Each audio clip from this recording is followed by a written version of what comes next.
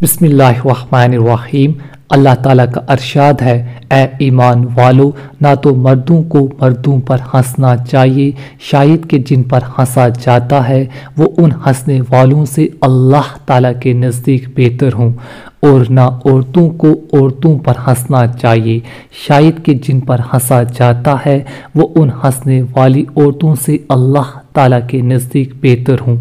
اور نہ ایک دوسرے کو طعنہ دو اور نہ ایک دوسرے کے برے نام رکھو، کیونکہ یہ سب باتیں گناہ کی ہیں،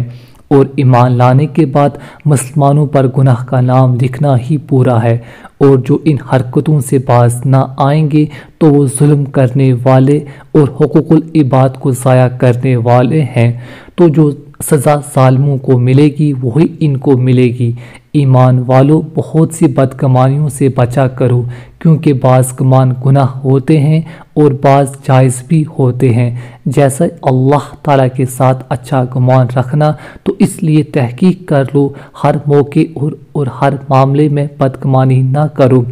اور کسی کے عیب کا سراغ مت لگایا کرو، اور ایک دوسرے کی غیبت نہ کیا کرو۔ کیا تم میں کوئی اس بات کو پسند کرتا ہے کہ اپنے مرے ہوئے بھائی کا گوشت کھائے؟